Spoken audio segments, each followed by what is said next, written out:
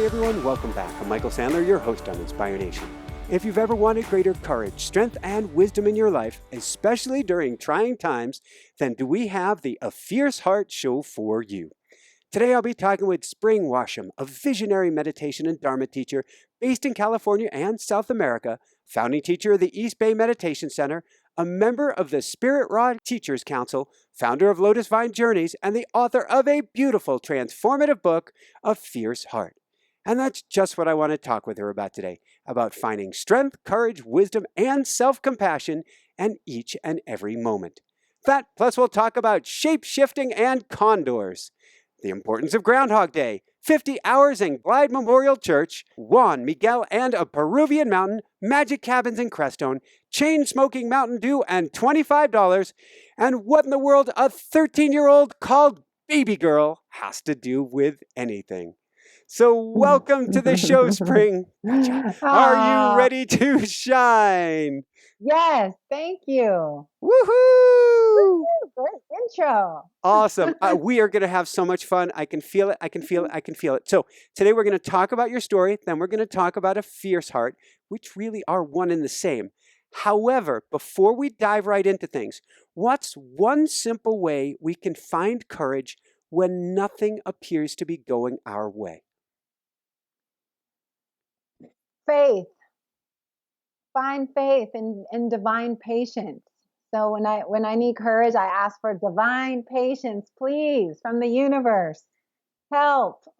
This is Henry the Turtle. For those of you who can't see on video, this is why one totem, my stuffed animal that I keep on my desk, for Aww. divine patience in each and every moment. So, speaking of divine patience, if we go back in time, what was life like for you in your earliest years? Yeah, I'd say my earliest years were a little bit difficult, growing up and with a single parent and not a lot of money and a lot of stuff going on. It was difficult. It was difficult. My father um, left early on. He had a drug addiction and other issues.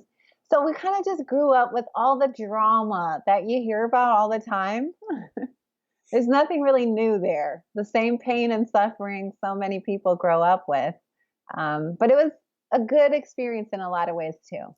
That's looking back with the filter now. Please forgive me. When you were 5 years old, what were you telling yourself? Oh, right. I write in the first chapter of my book. When I was 5 years old, I had the insight, and I was talking to my sister, who was 2 years older than me. I looked at her and I said, honey, this is going to be a hard life. We're poor, Whew. we're Black, there's not a lot of wisdom around here. We've got a few obstacles. So I really had that conscious thought, like, wow, this is going to be a bit of an uphill climb. I did have that thought very consciously. And you were growing up, rough neighborhood, probably very, probably fear had to be a part of your earliest years. Well, I think for me, it was more just confusion about the adults around me, why they were acting the way they were acting. Their fear had an impact on me since they lived with a lot of fear.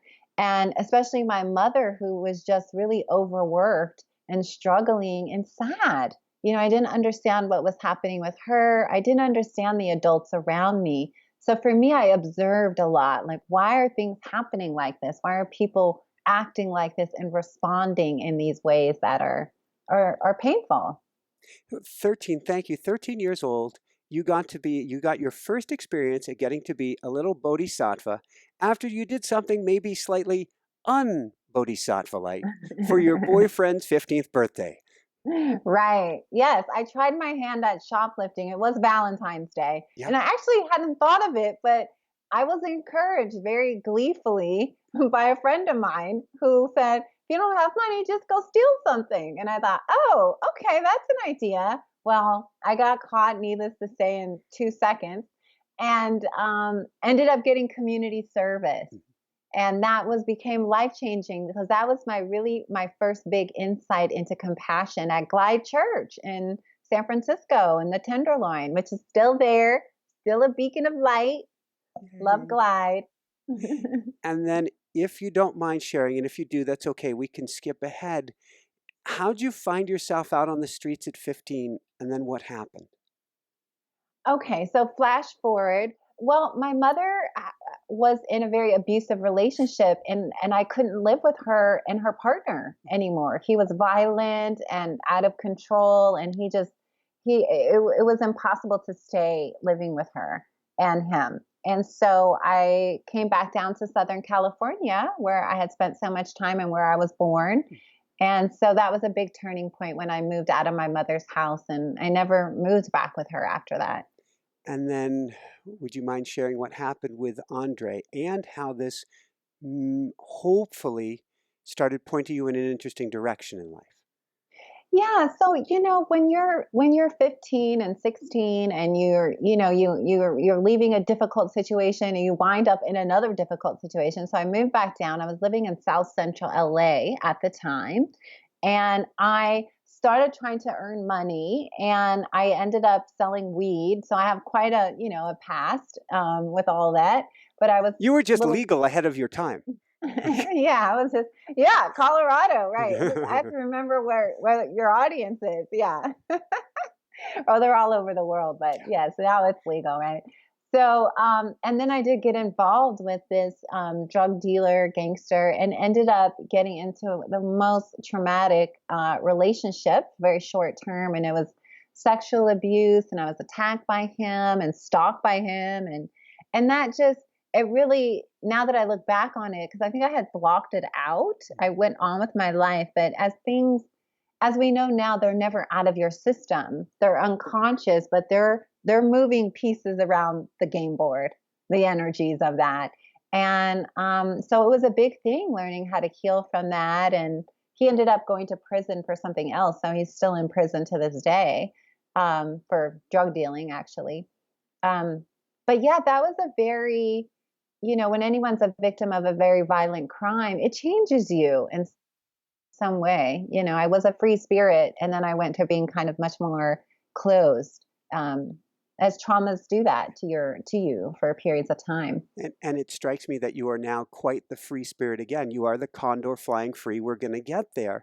But you talked about it moves around pieces.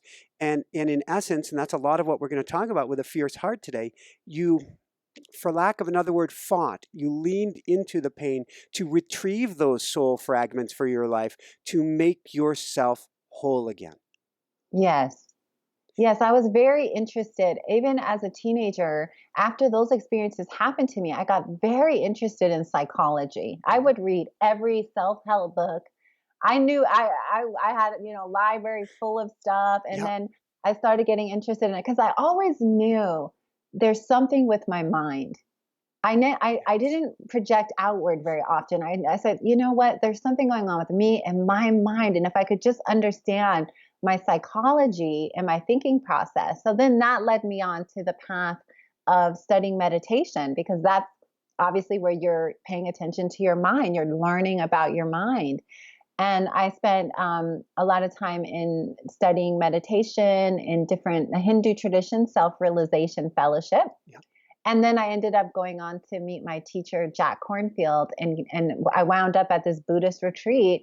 And then that lineage really spoke to me, that way of that map of consciousness.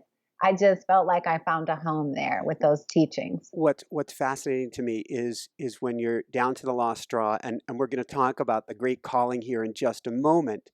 The miracle, everything's set up in our favor. If we can realize that everything is set up, your what is it? Your relationship ends, everything's blowing up on you. You've got $25 left. I think you Yeah, lost a job, everything.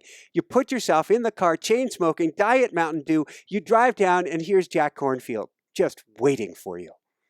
exactly. And I didn't even know who was running the retreat. People just said there's vegetarian food and they'll teach you how to meditate. Oh, and by the way, it's silent. And I knew I needed to be quiet. I was like, my mind is, crazy. I know it's me. I know I have to work with myself. Yeah.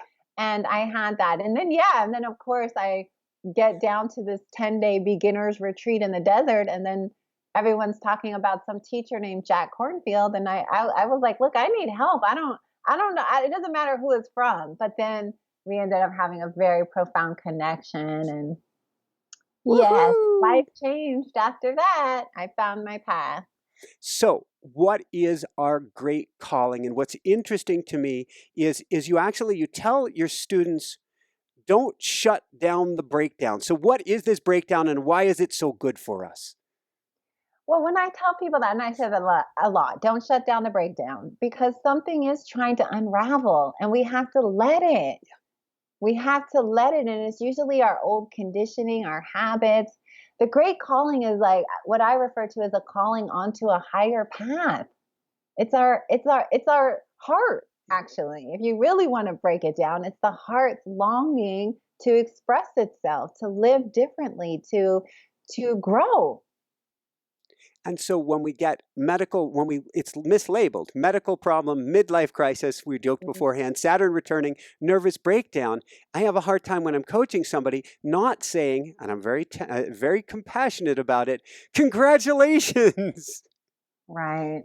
It's a Right. door opening, isn't it? Congratulations. A door to the Yeah, if they heart. can get through it, if they can get through it in one piece, and most people do, because if you're paying attention and you're using it as a spiritual teaching, you can do it. If you're choosing to look at, okay, this is hell.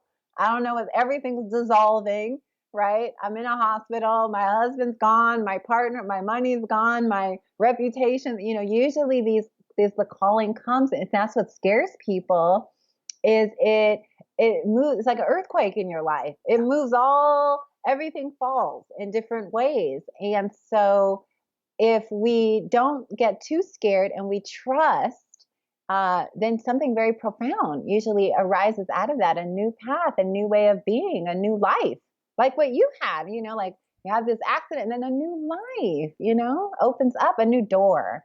It, It's a cliche, but it's a true one. Like, the dawn, right? The darkest period is right before dawn. I mean, all these things are true, yeah. but it's hard to remember it. And we just have to hang in there. In fact, you share a beautiful story. I believe he's a dear friend of yours now, Jarvis J. Masters in San Quentin, about Yes, hanging in there through the darkness of the dawn, we'll say. yes, yes. Jarvis, I really adore. I've read Jarvis's on death row in San Quentin. And he has many teachers that I know have reached out to him and visited him, and he's practicing hours every day in his cell. He has been on death row for close to 30 years. So he's just waiting to be executed. But his books are amazing. That Bird Has My Wings and um, uh, Finding Freedom, Teachings from Death Row. And he's just a bodhisattva now. He's like, they could kill me, they could not kill me. Doesn't really matter. I'm free. Thank you. Can you tell us, um, what in the world do insane looking clowns have to do with anything? Yes, that was a dream, a very prophetic dream and I don't really have a lot of dream journals or that kind of thing, but I had on during this process of the great calling, I always say it's the call that you have to take, right? It's the one call you have to take.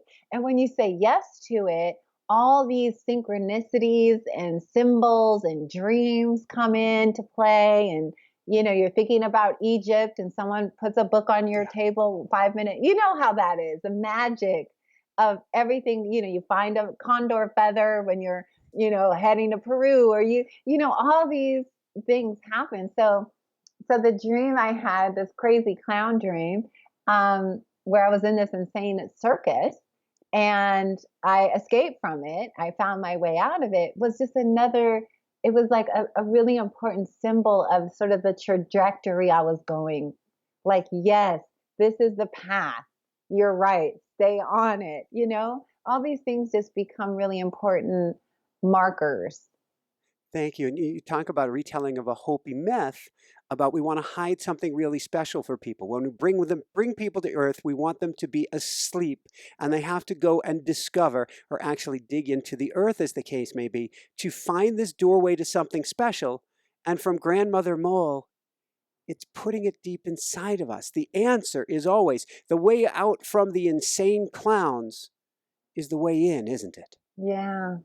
And that's really hard for people. That's a huge switch from external factors Yeah. to wait, something's happening with me. Yeah, it's not my husband. It's not my job. It's not this. It's not my car. But it's like we start to look in, and that's a really important shift. We start to look at our own mind directly. So let's talk about, you get down to Peru. You think you're meeting this great teacher, this great shaman. Instead, his students arrive to take you on a little hike. You've really done your homework. Of I swear, course. you. Yeah, so that was a funny story I talk about. I lived in the jungle for a year Yeah. studying with some Shipibo healers. And I decided to go. I was so tired of the jungle. I had mosquito bites from head to toes, and the rainy season. So I went up to the Andes Mountains outside Cusco. Beautiful, by the way. If you've never been to that part of the world, the Sacred Valley, Machu Picchu. Oh, it's alive with just spirit and earth consciousness. It's just magical, those mountains.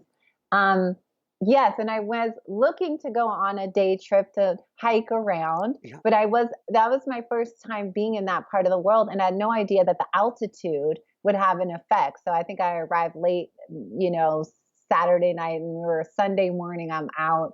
And And you're I like get coming from sea level in the yeah, I'm rainforest. coming from deep in the basin of the Amazon. So I was wondering why I started feeling so high, like what's going on? Anyway, but I do tell this story about going out with these guys and they wanted me to climb this mountain and I couldn't do it and I was sick and nauseous and the whole day became this suffering of climb. You can do it. Keep moving, keep walking.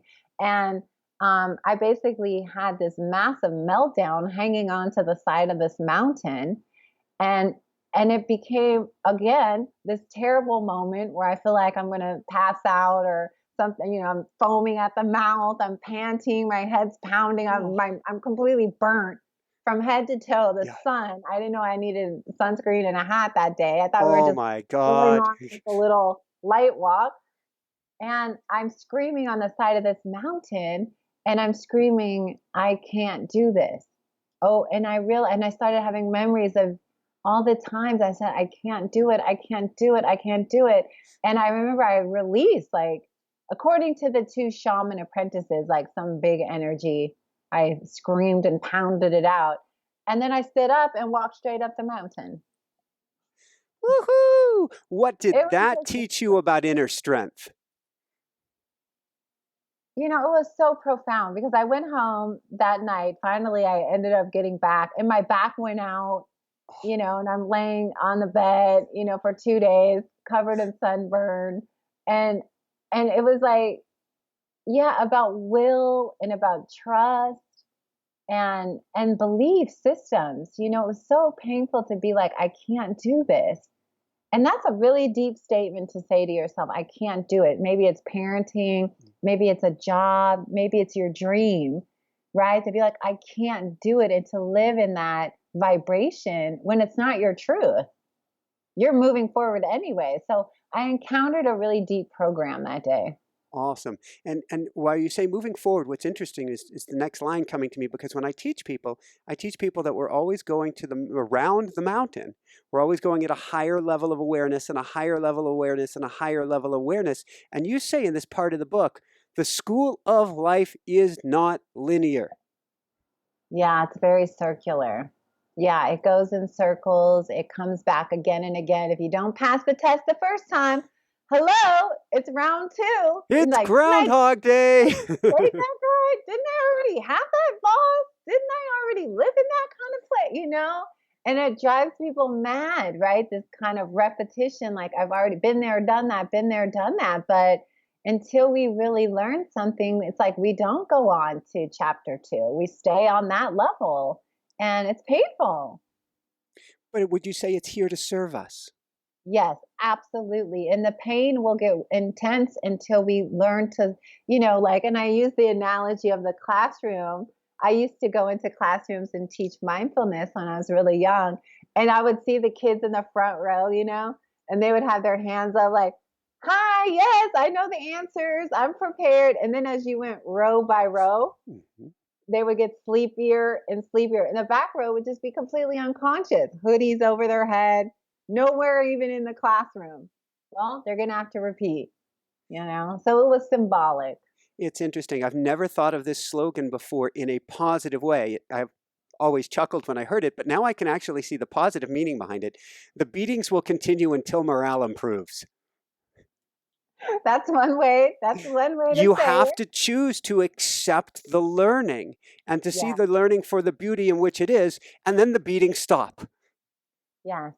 Yes, I agree with you. And it can be painful to because oftentimes the learning comes with some kind of change needs to happen. There's a behavior that's no longer working, a relationship that's no longer working, a way of being that's not in integrity. There's some way we're hitting ourselves in the head and a change has to happen. We have to grow, So suffering is the heart of my message is the power that suffering can have if you pay attention to it, not become bitter, but open to How's, it. how's the expression go?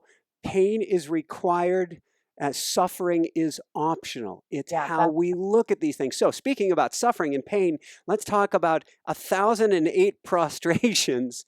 And what in the world were you bowing to? right. So this is so great. It's like taking me down each chapter. I'm so impressed with you, Michael. You got all of these chapters down. Yeah, so I tell, and the book is full of stories, that's for sure. It's Yeah, fun. I tell the story about being in Bodh Gaya in India at a holy site at the Buddhanath temple. And that was where the Buddha, there's a Bodhi tree, a piece of the Bodhi tree, not the original one, but a piece that was replanted. But that's the area in the location where the Buddha was reportedly attained full enlightenment. So there's stupa and pilgrims all over the world. It's a holy site, It's a bit of a spiritual carnival there, I would say, and on some level. Cool. Yeah, so we were circumambulating it with some friends, which just means walking, clockwise. And I decided to do prostrations. I thought, I saw all these other monks and nuns and Tibetan practitioners prostrating away, full like sun salutations and devotion. And I was like, okay, I'm going to offer 1,008. I was going to be in India for some time, a few more weeks after that. So I went out in the morning and got on a board and started prostrating. And then I had these moments of doubt, like, well, what am I bowing to? Because it was really hard, actually. Imagine, doing, The amount of 500. soreness I've got to think Yeah, is pretty soon immense. my arms and my abs were, getting, I could feel it. Each one was starting to get a little bit more. Yeah. And I kept wondering, like, why am I bowing? Is this some external thing outside of me? I mean, do I believe this? What is going on? Do I even think awakening is possible? It takes so long. I don't know. Is this true? And I went through a lot, and so then I did it over one day, and then the next day I did half the first day. So the next day I didn't really want to hang out with my friends very much. I was kind of deep in this state and tired, and so the next day I came back, and I'm out there under the Bodhi tree, and there's chanting and incense, and there might have been like 400 people prostrating. There's this huge park, and they've taken it over with these boards. And, it's a spiritual marathon I write about, as I look around, people's heads are just bobbing up, and Are they using the boards for kneeling? How are the boards used? the boards are used to slide on. So you use Ah, these little hand things, and you slide down and you slide up, very down, nice. up, down, up. So it's a way that you can go a little bit faster. How did you hold on to this promise you made to yourself? Because when we talk about the importance of remembering who we are and diving in, well, literally, when we're talking about a fierce heart, this takes courage, strength, and a decision. Because you could have said after the first day, I'm done. I did 504 of these things. I'm good. Nobody's going to be the wiser. Why'd you continue? Well, my question, what am I doing this for? Here I am, a Dharma teacher. I'm studying. People are, I opened a meditation center in downtown Oakland. Do I believe this? Suddenly I had this attack of doubt while I was on a very sacred pilgrimage. Yeah. We had been traveling throughout all India, going to all these pilgrimage sites. And here I land at the mother center of all of it, like the seed of awakening? Is this what I believe? And my doubts and my confusion became, I was overcome with it.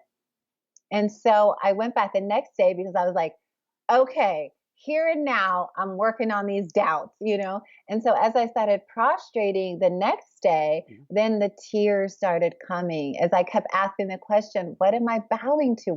And I was like, oh, you're bowing to your own Buddha nature, your own innate goodness. There is nothing outside of you. You are it. And then I started Woohoo! bowing to that and crying and bowing, and it got very emotional. You know, as things, those moments always do, you know, when something is, you're realizing something like, oh, this is not outside of me. I am this energy. I'm just in a state of needing to remember it. Like I am Buddha, but I forgot. We all are. Yeah. We're all innate goodness, right? And so we're not original sin. We're not bad. We're not at the core. There's this goodness that's there, In you know, and I every started single bowing to one. that. Yeah, that's what, then that, and then I was like, oh, so then that became a very meaningful moment in that pilgrimage. Woohoo! Yay. So we're taking things a little out of order as far as the story of your life because we already have you Yeah. climbing out of the jungle and up the mountains. But let's go back into the jungle, perhaps to the first night of the jungle, or what you learned about your heart when you started working with a shaman in the jungle. Yeah, so people are very curious about my work in the jungle and my organization that I founded, where I take groups. It's a big part of my life these days. And my second book will be all about this from Hay House, taking people and healing with plants and plant consciousness. So I've got I, goosebumps. I'm remembering a time in the jungle with a shaman myself, and how I don't even know words to describe. But when you feel all alone in the jungle, you are transformed. yeah, it's just earth consciousness. And there's something really magical about the Amazon rainforest because it's kind of the seed of creation. You know, it's one of them, you know, and everything's growing and growing on top, growing on top, growing. And so I ended up getting involved with working with plant medicine to heal trauma. I was on a 3-month retreat, a meditation retreat, and I thought I had worked it all out. I thought I was over the Andre stories, over the childhood. I've done it. I've swam with dolphins. I've been blessed I by hear the famous universe laughing. llamas. I'm so sorry. Right.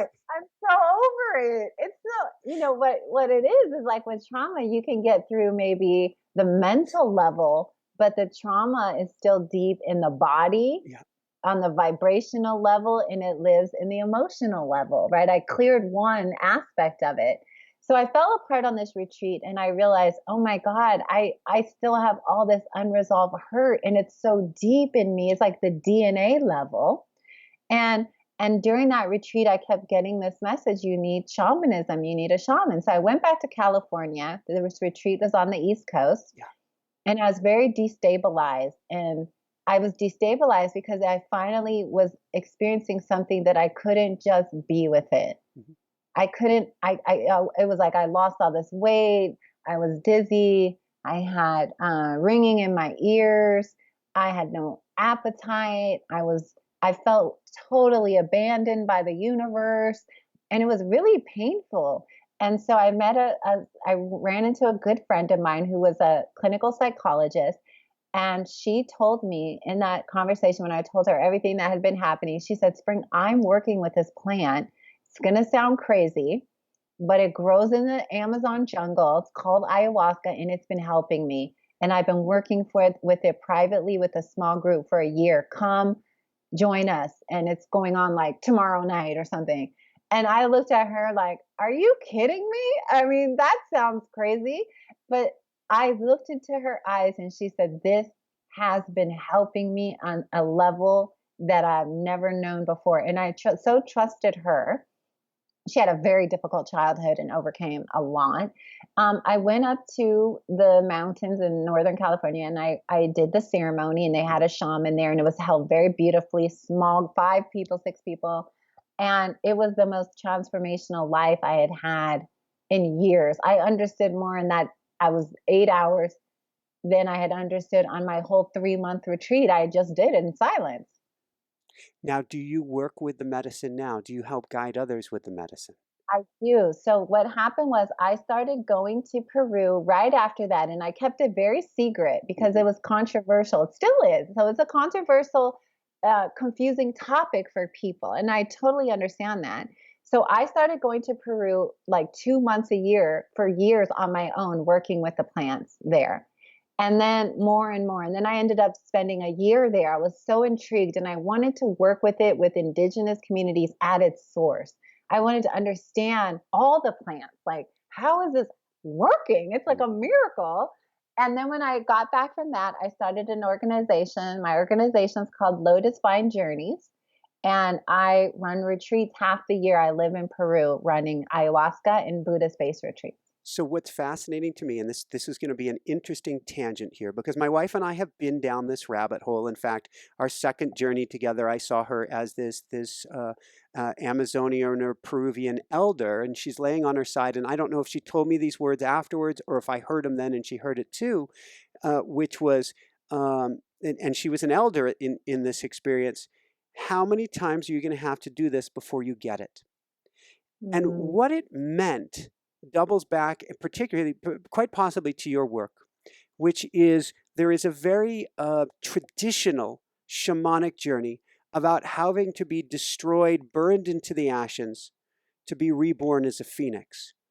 But what mhm, she was hearing, and what I was hearing too, was that there is a kinder, gentler, mama dear, papa dear way of beingness with the plant that doesn't require the old school yang way. And so I'm very curious if this resonates with you and what you've learned or what you've found.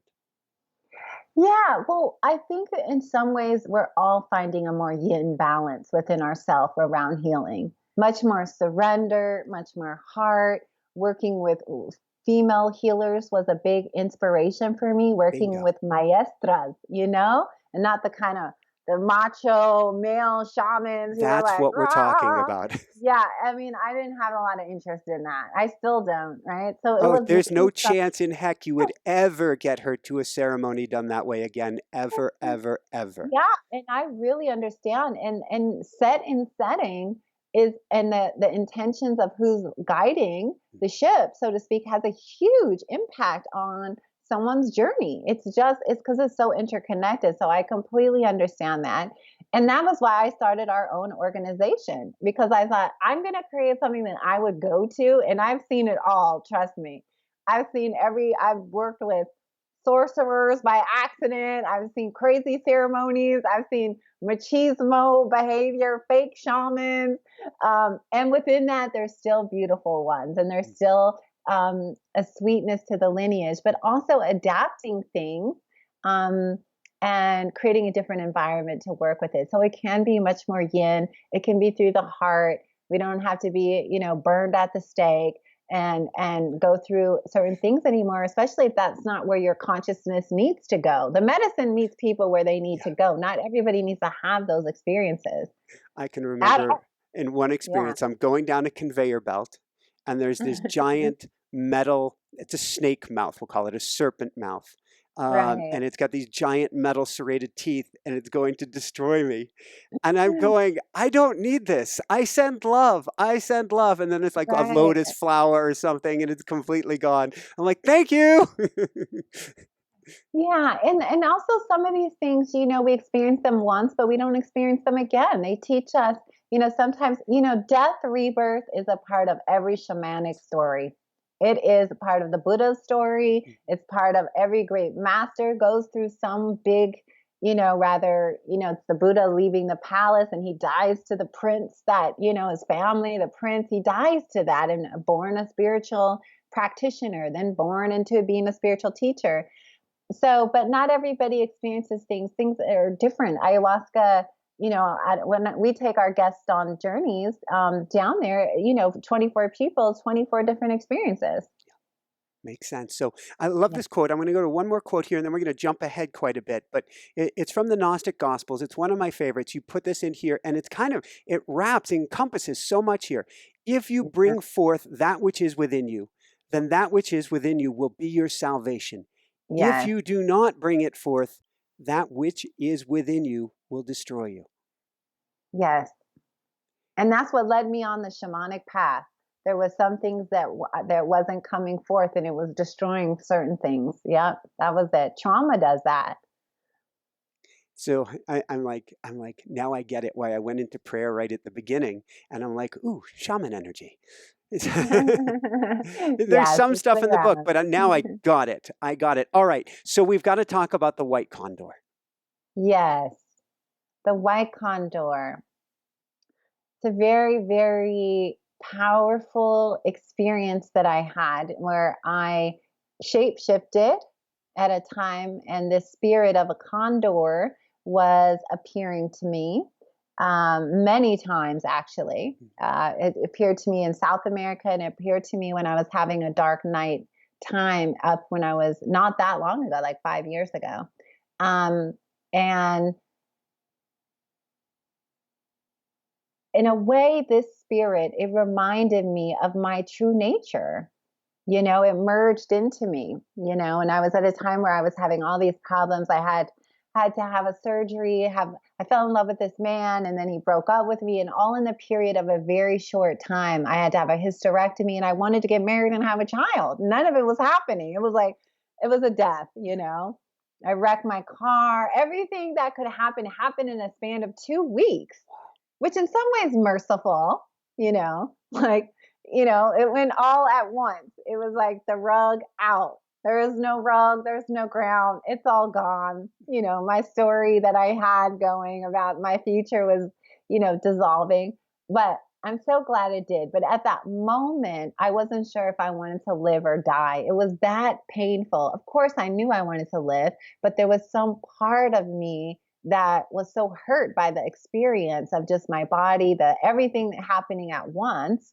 Um, so I went off on this retreat, and I had already encountered the condor when I was in South America. I had already had this shape shifting experience, or people who have ever, which I had never read a lot about that or heard about that until later I investigated more about it, that you can actually shapeshift into animal spirits or, different experiences. So I had been in a ceremony when that first shapeshift, I met the condor spirit, and I was like, wow, and it was so funny when your body like turns into like a beak and you feel the feathers. You can feel that featheriness. Like I have feathers, and that's a really mystical, profound experience. That's actually very common in shamanic cultures from all over the world. I've met Siberian shamans who shapeshift into big, you know, uh, big steer out on the land or horses or run, all kinds of things. My first journey, I became a serpent.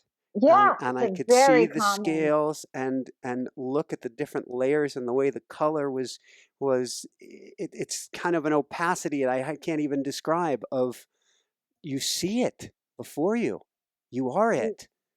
you are it, you feel it. I've also shape shifted into other kind of like Buddhist icons that also I felt like, oh my gosh, I feel the spirit of this particular deity. Um, but the white condor really stayed with me because the condors are very magical and very venerated in South America, similar to how the eagles have a place in our culture. But if Well, you there's a really look story. at, Maybe you can share the 10-second version of the story of the eagle and the condor. yeah, it's an old Mayan, Amazonian prophecy told by the Mayans where they talked about that for 500 years. So the eagle represents kind of mind domination. And you see very much in our culture, the eagle image is used for military, money. We have a shamanic side where the Native Americans use it as a sacred animal and spirit connection to spirit. But with the Western mind and sort of the North American heavy mind, it's a symbol of dominion over, power over, right? Militarization. And so in condor energy is associated with South America. Condors represent life. They're magical birds. They're so associated with not only the jungle, but also the highest peaks of the Andean mountain. They soar through the air, and they represent Pachamama, sort of farming, life, growing consciousness, family, the heart. They represent heart energy. So the Mayans predicted for 500 years that the eagles would totally dominate the condor spirit, that it would be mind dominated military. And we've seen this, especially with North America.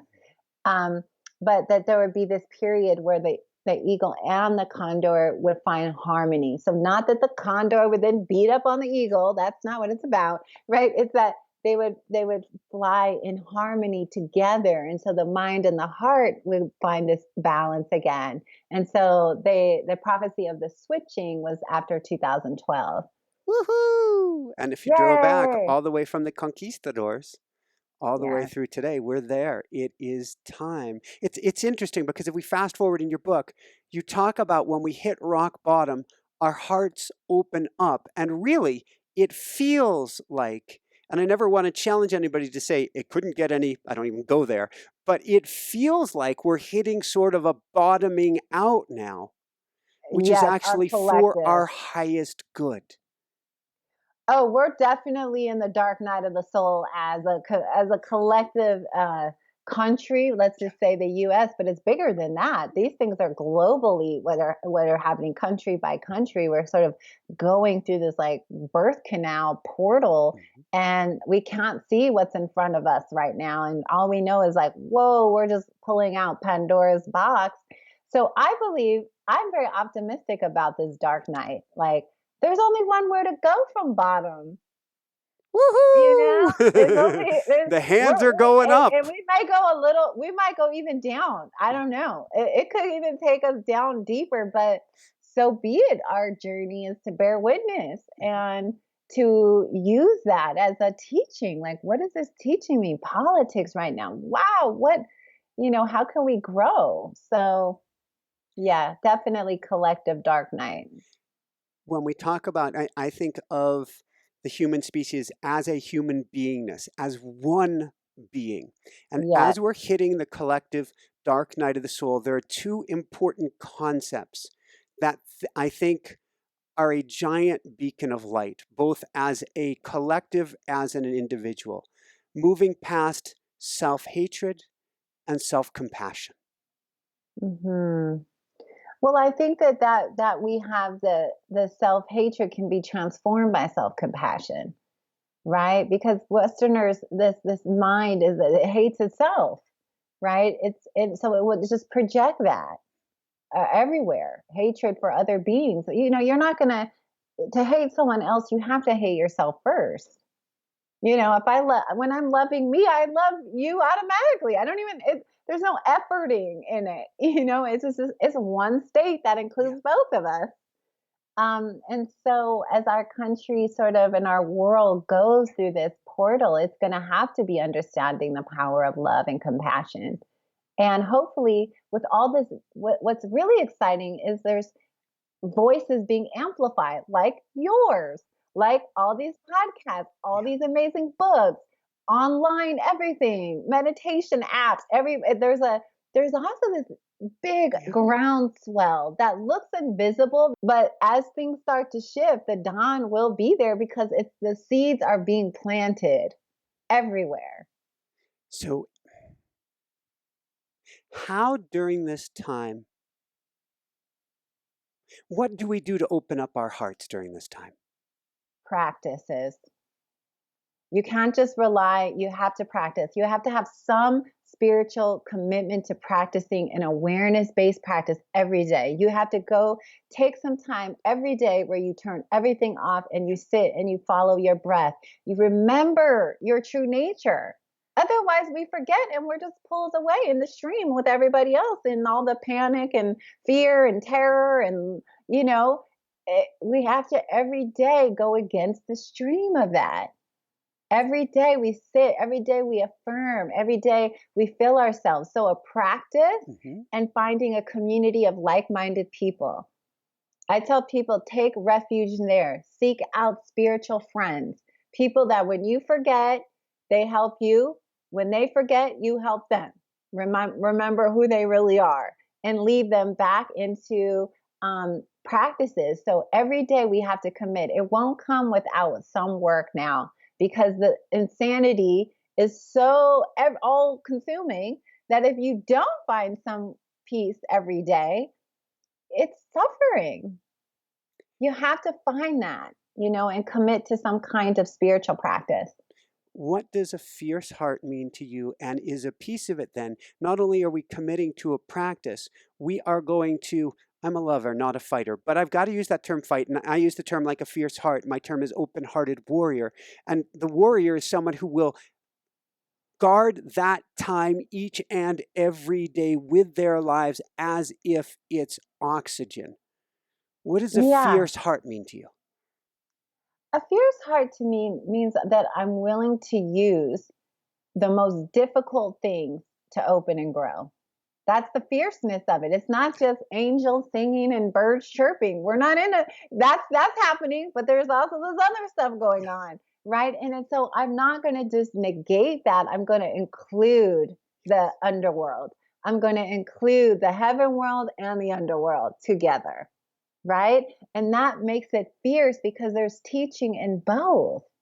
There's wisdom in both. I can learn from that. I can learn from all the shadow. I can learn from the light and the beauty that's also around me. Both are pulling me up, but I'm not going to turn my back on the teachings that are in the underworld, which we're kind of in a collective underworld these days. Just using that as an archetypal place. Well, and I like how you're talking about seeking refuge and working with others as well, and the importance of not going this journey alone. It's impossible. Unless you're going, the very few people can live on the mountaintop alone. That's not most people's path. There's not a line of people out there right now doing that. Most people are trying to make sense of their messy lives, Yeah. right? If for those who can be in isolation for long periods of just retreat, beautiful, great, but that's not the majority of people on this path. We're living our day to day lives with its complexity, with the dirty laundry and the kids and the Teslas and the, work that we do in the world. We're we're bridging a modern day life with a deep, how do we live our deepest values? And I'm learning this all the time. I'm trying more and more to live into that. How does this express itself in this time and place? What does that mean to you to live in it? How do you see this, or how do you use this? Yeah. How do I live into it? It's just really an expression now of bodhicitta. And bodhicitta means for the benefit of all beings. Like, what can I do to help? I've been a helper since I was very young. I signed on at Glide Church. After that day, all I wanted to do was, because I care, I want to alleviate suffering. It's like I see it and I want to alleviate it in myself, and I want to alleviate on the planet, and I want to alleviate in my community, and I want to alleviate in my father, and I want to alleviate it with my brother who is in jail. I want to reduce that. So for me, the right expression is, how do I take care of myself, of course, and then express that quality in the world, as because that's really my purpose. It, I'm it training. it makes me think, because when we watch people's lives, there are different, there's the survival time period of life, there's an introspective time period of life, then there's a period where we want to be those bright and shiny beacons of light, which is everybody listening to this show. And Yeah. it strikes me, to get to that place of helping others, we have to start to find more compassion for ourselves, move past that self-hatred, and find forgiveness for ourselves, and then we can see it in the world around us. Yes, begin with yourself. That is really key. For most people, sometimes with people jump too quick. Oh, I don't have to heal myself. I'll go help you.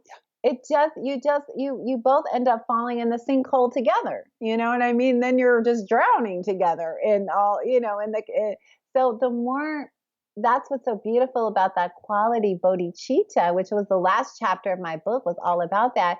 You can use your own healing, motivate yourself to heal for the benefit of others. That's what I always think. May I grow and heal myself so that I can be a positive force. So let me go to that yoga class. Let me go to therapy. Let me meditate today. Let me do this deeper retreat so that I can access my heart for others' benefit. See, and I love that because to me, that means the ultimate selfish act. How can I help myself discover who I truly am, what I truly am made of, what I truly am here to be? And as the minute we access that for ourselves, we begin to heal the entire planet. Yes. And it is the ultimate. Healing me is healing everybody. Woohoo! I know we get so far away from it. It's like, why does it seem so confusing? Well, of course, there is confusion around it, but yeah, exactly. Healing you committing to healing yourself is going to help your family. It's going to help every person you interact with, from the person who helps you in your garden to the checker at the grocery store, to your children, your loved ones, and your future grandchildren. You're helping them too, DNA level. And they're watching you. They're connected. Tell me about the Lakota prophecy attributed to Crazy Horse and East Bay Meditation Center, and on top of that, then how we can find you. Yeah, so the Lakota prophecy, which is so true. Oh my gosh. So Crazy Horse attributed, it said, in 7 generations, all human beings will come together as one family tree, all nations, all tribes, all people. So right now it feels very separate, that's for sure. We have a lot of politics of other nationality, race, religion, gender, everybody seems separated. Yeah. But that in this generation, you could see it with some of these really dynamic young people like Greta, the environmentalist. The mouths of children are rising up, right? Oh, heck yeah. Activists.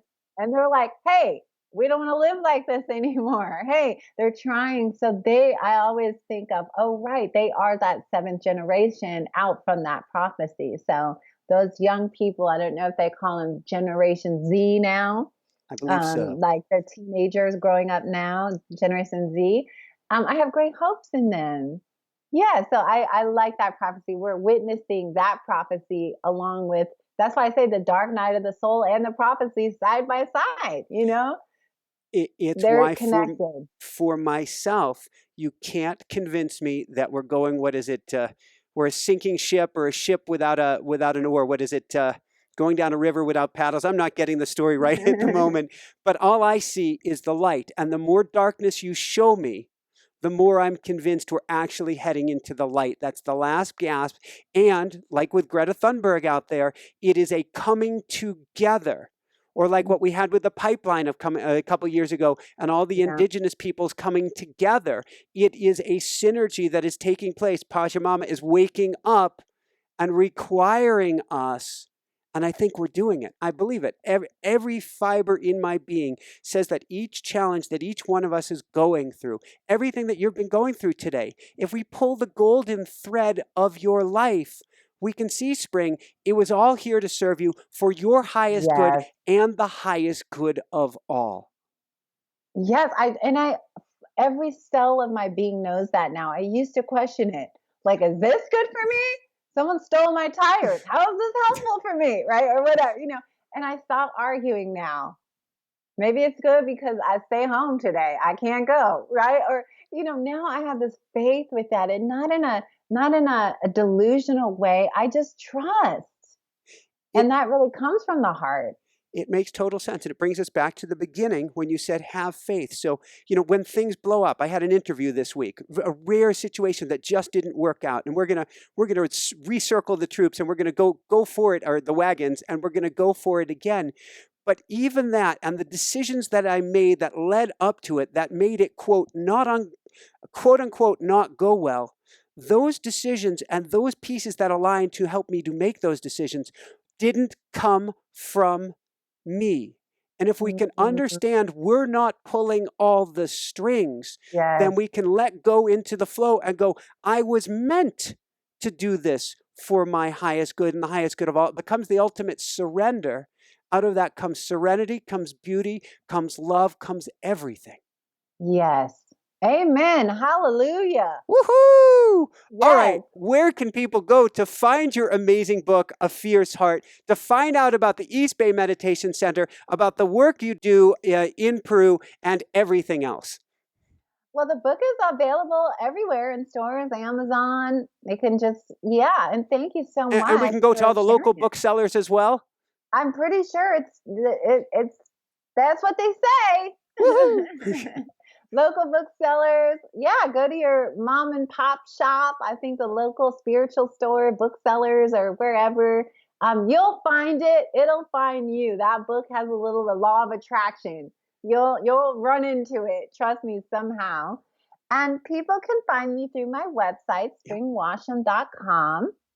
My Peruvian based organization is called Lotus Vine Journeys, the lotus being the Buddhist icon flower, and the vine being the plants, and the journey being Peru. So, Lotus Vine Journey, if you want to know more about that. Um, and East Bay Meditation Center, yes, Google East Bay Meditation Center. They're in downtown Oakland. Beautiful community, all donation based, classes 24/7. Anyone can show up there. Welcoming community for all beings everywhere. Woohoo! Yay for that. If you didn't catch all those beautiful links, come on over to inspirenationshow.com and we will get you over to all things Spring Washam. So before we dive into a brief meditation, actually two last things. First off, any advice for parents and their kids today? Just hug them and love them.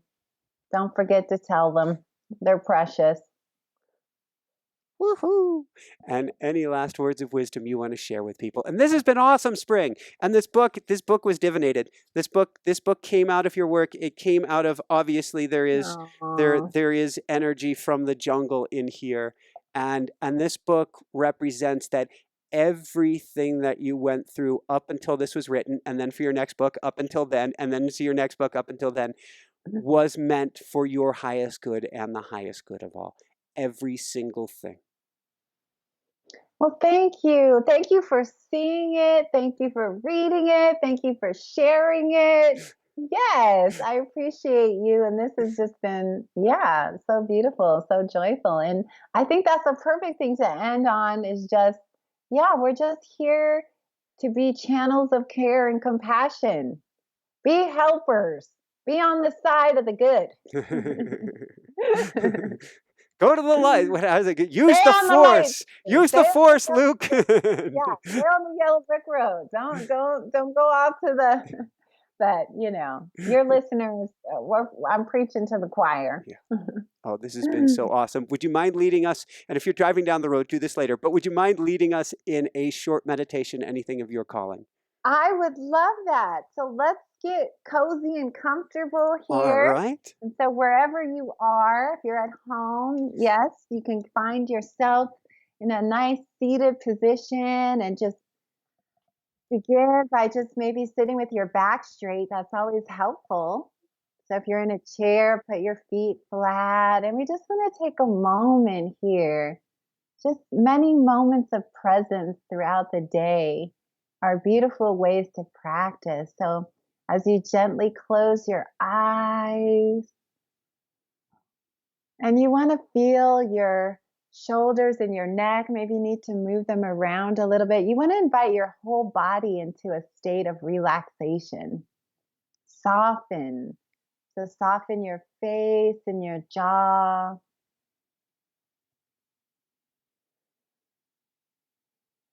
Soften your hands. Let your hands be soft and really feel where your hands are. Are they folded? Just gentle. And you always want to be, as you practice, you want to be aware of being kind. This is loving awareness. This is not the boot camp awareness class. This is loving awareness.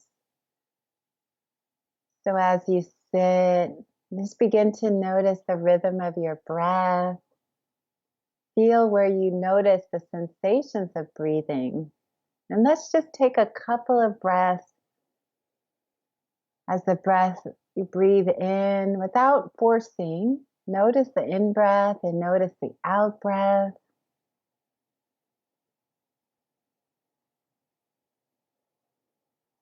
And with each out-breath, see if you can just let go of any stress or anything you're holding in the body. Just let it all go.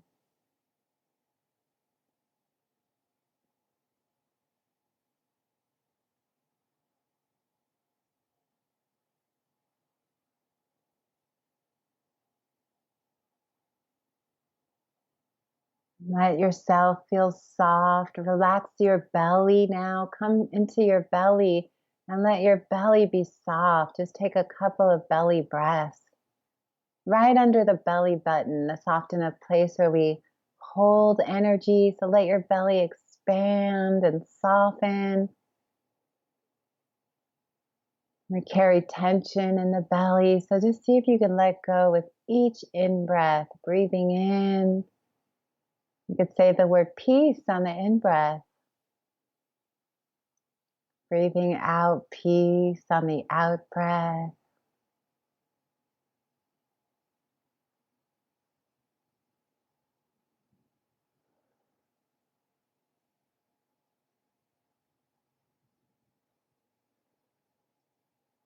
Letting go.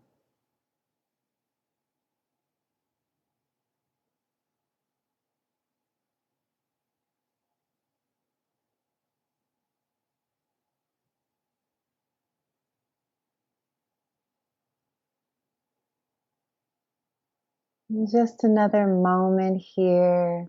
Just feeling the rhythm of your breath in your body.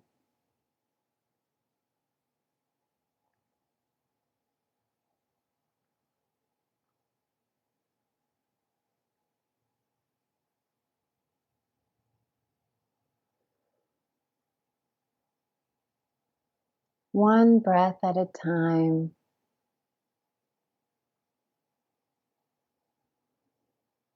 And the thoughts come, the past and future. We just keep coming back to the body and the breath.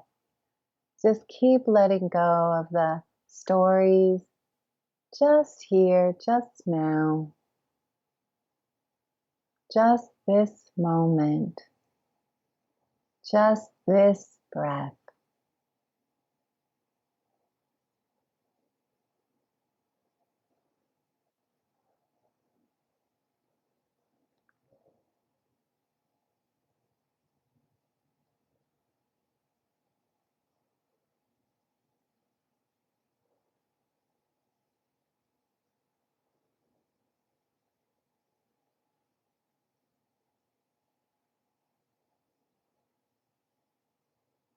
And then as we begin to bring this meditation to a close, maybe you bring your hands together in prayer position if you'd like, and just give yourself a bow. Again, bowing to the goodness, your own fierce heart, your own strength, courage, and wisdom. And we bow to gratitude at this time of year, all our blessings, the gifts. Thank you. Thank you for it all. And with that, we'll close out this meditation.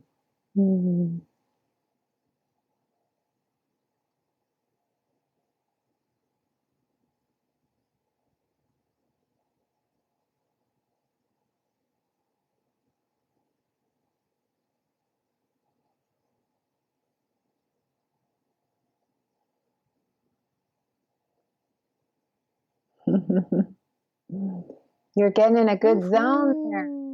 Yeah. You I'm like, can wait, keep do on I have to come back? stay in the present moment. No, you don't. You can click off and practice. Yes. This has been beautiful, Spring. This has been so, so, so, so beautiful. For me as well. Thank you for inviting me. Thank you for all you do. It so goes both ways. I'm in La La Land, but it so goes both ways. And I want to keep this connection going. From the moment I said, let's go quiet at the beginning, I was like, "Boop." In the inside, I'm like, ooh, wait a second. That sound is me in the universe meddling mode of plugged in. I love you. Thank you so, so Oh, much for what you do. thank you too. Until we meet again, my friend. You got it. So for everyone out there, this is Michael Sandler saying, be well, have fun, get a fierce heart, and begin rediscovering your true courage today and shine bright. Woohoo!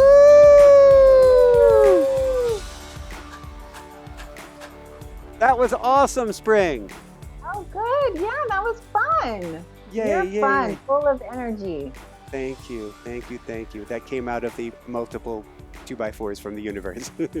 Oh my gosh. Yeah, your story is profound. And I mean, you're walking, everything's good now? Are I you run mountains. Yeah, wow. Inspiring. Inspire Nation. Woohoo!